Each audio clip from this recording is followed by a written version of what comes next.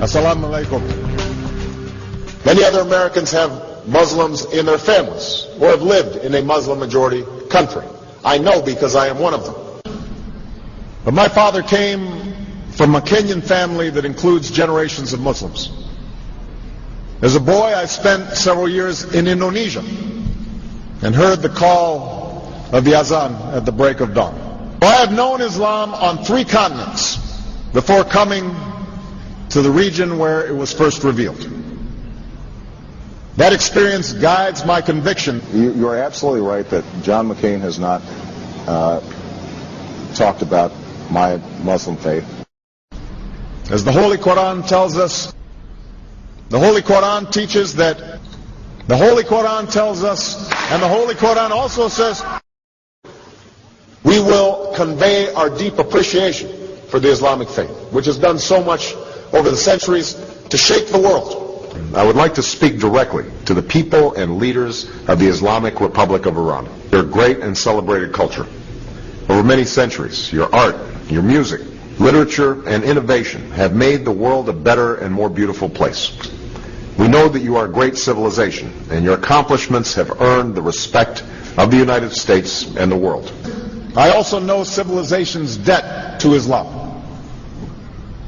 It was Islam at places like Uluzar that carried the light of learning through so many centuries, paving the way for Europe's Renaissance and Enlightenment.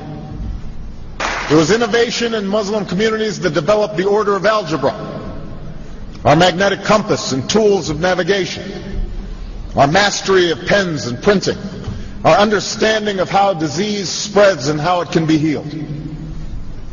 Islamic culture has given us majestic arches and soaring spires, timeless poetry and cherished music, elegant calligraphy, and places of peaceful contemplation. They have fought in our wars, they have served in our government, they have stood for civil rights, they have started businesses, they have taught at our universities, they have excelled in our sports arenas, they've won Nobel Prizes, built our tallest building, and lit the Olympic torch. And when the first Muslim American was recently elected to Congress, he took the oath to defend our Constitution using the same Holy Quran. In ancient times and in our times, Muslim communities have been at the forefront of innovation and education. Islam is not part of the problem in combating violent extremism. It is an important part of promoting peace.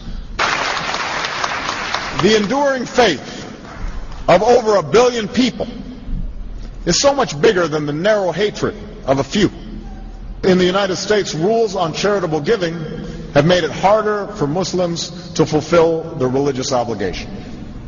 That's why I'm committed to working with American Muslims to ensure that they can fulfill zakat. It is important for Western countries to avoid impeding Muslim citizens from practicing religion as they see fit. And I consider it part of my responsibility as President of the United States to fight against negative stereotypes of Islam wherever they appear. We are no longer a Christian nation. We do not consider ourselves a Christian nation. The United States has been enriched by Muslim Americans.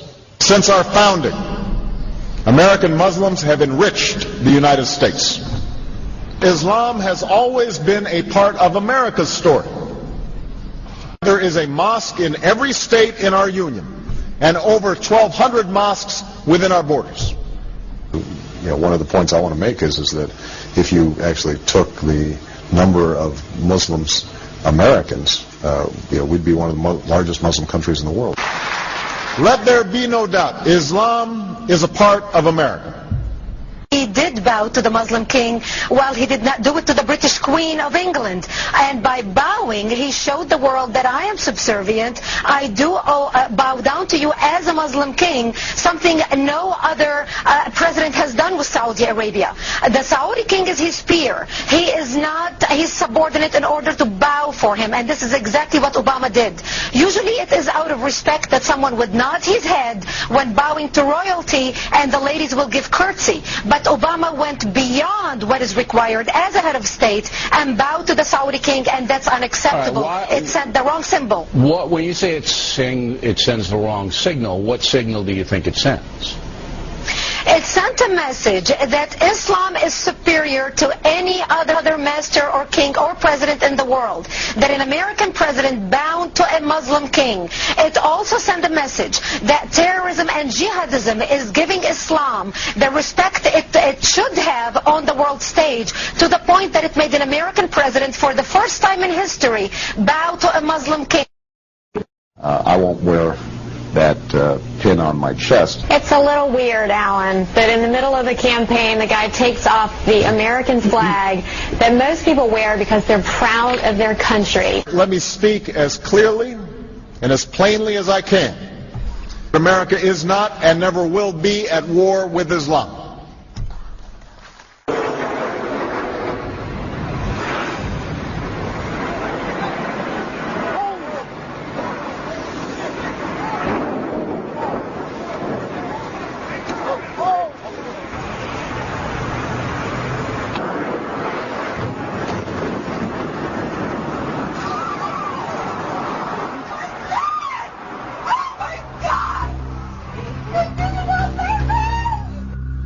Thank you.